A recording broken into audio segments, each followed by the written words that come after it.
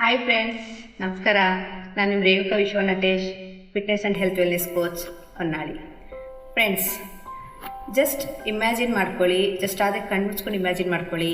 10 ವರ್ಷದ ಹಿಂದೆ ನಿಮ್ಮ ಆರೋಗ್ಯ ಹೇಗಿತ್ತು, ನೀವು ಹೇಗಿದ್ರಿ ಅಂತಂದರೆ ತುಂಬಾ ಆ್ಯಕ್ಟಿವ್ ಆಗಿದ್ರಿ, ತುಂಬ ಹ್ಯಾಪಿಯಾಗಿದ್ರಿ, ತುಂಬಾ ಎನರ್ಜೆಟಿಕ್ ಆಗಿದ್ರಿ, ಎಷ್ಟು ಖುಷಿಯಾಗಿರ್ತಿದ್ರಿ ಅಲ್ವಾ? ಅದೇ ಈಗ ಹೇಗಿದ್ದೀರಿ? ಎಲ್ಲ ರೀತಿಯ ದೇಹಕ್ಕೆ ಸಂಬಂಧಪಟ್ಟಂಥ ಸಮಸ್ಯೆಗಳಿದ್ದಾವೆ. BP ಇದೆ, ಶುಗರ್ ಇದೆ, ಥೈರಾಯ್ಡ್ ಇದೆ, ಡಿಪ್ರೆಷನ್ ಇದೆ, ಆ್ಯಂಗ್ಸೈಟಿ ಇದೆ, ಎಲ್ಲ ರೀತಿಯ ಸಮಸ್ಯೆಗಳು ಅನುಭವಿಸ್ತಾ ಇದ್ದೀರಲ್ವಾ? ಅದೇ ರೀತಿ ಸ್ವಲ್ಪ ನಿಮ್ಮ ಹಳೆ ಫೋಟೋನ ಒಂಚೂರ ನೋಡಿ. ಒಂದು ಸ್ವಲ್ಪ ನೋಡಿದಾಗ ಹಳೆ ಫೋಟೋನ ಏನನ್ಸುತ್ತೆ? ಅಪ್ಪ ಎಷ್ಟು ಚೆನ್ನಾಗಿದ್ದೀನಲ್ವ ಅನ್ಸುತ್ತಲ್ವಾ? ಜೊತೆಗೆ ಆ ಒಂದು 10 ವರ್ಷ ಈಗ ನನಗೆ ಸಿಕ್ಕಿದ್ದಿದ್ರೆ ವರದಾನವಾಗಿ ಇನ್ನೆಷ್ಟು ಖುಷಿಯಾಗಿರ್ತಿದ್ದೆ ಅಂತ ಅನಿಸುತ್ತಲ್ವಾ?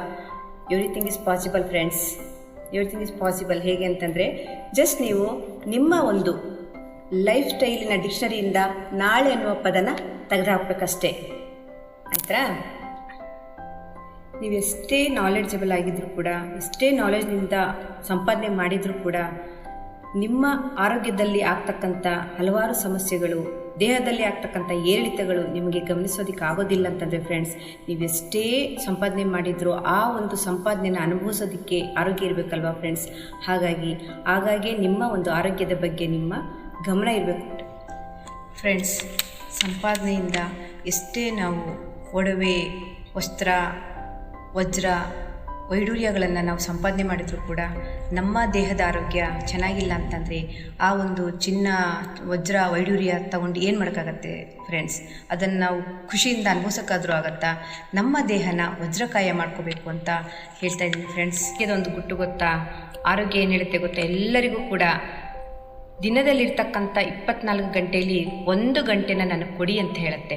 ಆ 1 ಗಂಟೆ ನನಗೆ ಕೊಟ್ಟಿದ್ದೇ ಆದರೆ ನಿಮ್ಮನ್ನು ದಿನ ಇಡೀ ಎನರ್ಜೆಟಿಕ್ ಆಗಿ, ಖುಷಿಯಾಗಿ ನಾನು ಇಡ್ತೀನಿ ಅಂತ ಹೇಳುತ್ತೆ. ಆದರೆ ಫ್ರೆಂಡ್ಸ್, ಎಲ್ಲರೂ ಈ 1 ಗಂಟೆನ ನಾವು ಆರೋಗ್ಯಕ್ಕೋಸ್ಕರ ಅಂತ ಕೊಡ್ತಾ ಇದ್ದೀವಾ?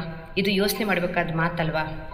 ಹೌದಲ್ವ ಫ್ರೆಂಡ್ಸ್? ದಿನದ 24 ಗಂಟೆಯಲ್ಲಿ 1 ಗಂಟೆ ನಮ್ಮ ಆರೋಗ್ಯಕ್ಕಂತ ಖುಷಿಯಿಂದ ನಾವು ಮೀಸಲಿಡೋಣ. ಓಕೆ? ಹಾಗೇನೆ ಫ್ರೆಂಡ್ಸ್, ನಿಮ್ಮ ಫ್ಯಾಮಿಲಿ ಮೆಂಬರ್ಸ್ ಯಾರಾದರೂ ಏನಾದರೂ ಒಂದು ಸಹಾಯ ಬೇಡಿದಾಗ, ಏನಾದರೂ ಅವರಿಗೆ ಕಷ್ಟ ಅಂದಾಗ ನೀವು ಎನರ್ಜೆಟಿಕ್ ಆಗಿ ಅವರ ಸಪೋರ್ಟಿಗೆ ನಿಲ್ಲಬೇಕಾಗತ್ತೆ. ಅದೇ ನಿಮ್ಮ ಆರೋಗ್ಯ ಚೆನ್ನಾಗಿಲ್ಲ ಅಂತಂದಾಗ, ಏನಾದರೂ ಕ್ರಾನಿಕ್ ಇಲ್ನೆಸ್ದಿಂದ ನೀವು ಸಫರ್ ಪಡ್ತಿದ್ದೀರಿ ಅಂದರೆ ಉತ್ಸಾಹ ಇರುತ್ತಾ ಫ್ರೆಂಡ್ಸ್? ಜೀವನದಲ್ಲಿ ನಿರುತ್ಸಾಹ ಬಂದ್ಬಿಡುತ್ತೆ, ಯಾವುದರಲ್ಲೂ ಇಂಟ್ರೆಸ್ಟ್ ಇರೋದಿಲ್ಲ. ಮತ್ತು ಯಾವ ಫ್ಯಾಮಿಲಿ ಫ್ರೆಂಡ್ಸ್ ಇರ್ಬೋದು, ಯಾರ ಜೊತೆಗೂ ಕೂಡ ನಾವು ಸೇರೋಣ, ಅವ್ರ ಜೊತೆಗೆ ಖುಷಿಯಿಂದ ಇರೋಣ ಅಂತ ಮನಸ್ಸು ಕೂಡ ಆಗೋದಿಲ್ಲ ಫ್ರೆಂಡ್. ಈ ರೀತಿಯ ಒಂದು ಜೀವನ ನಮಗೆ ಬೇಕಾ ಫ್ರೆಂಡ್ಸ್?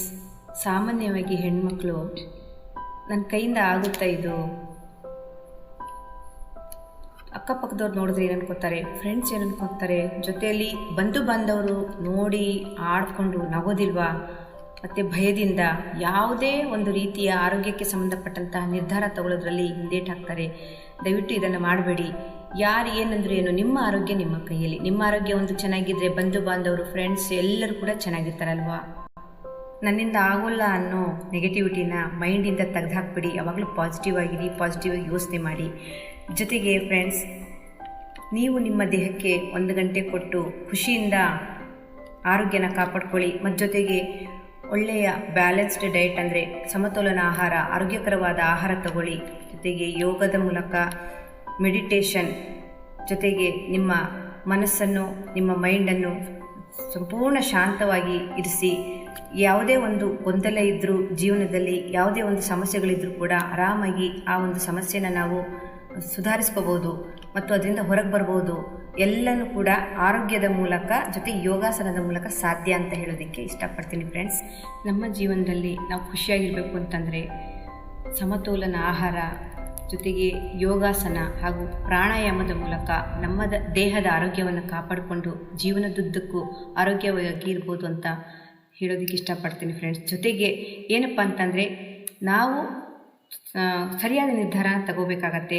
ಇಂದು ನಾಳೆ ಅನ್ನೋದು ಬಿಟ್ಟು ಕನ್ಸಿಸ್ಟೆನ್ಸಿಯಾಗಿ ನಾವು ಎಲ್ಲವನ್ನು ಮಾಡಿದ್ದೇ ಆದರೆ ಪರಿಶ್ರಮಕ್ಕೆ ತಕ್ಕ ಪ್ರತಿಫಲ ಸಿಕ್ಕೇ ಸಿಗುತ್ತೆ.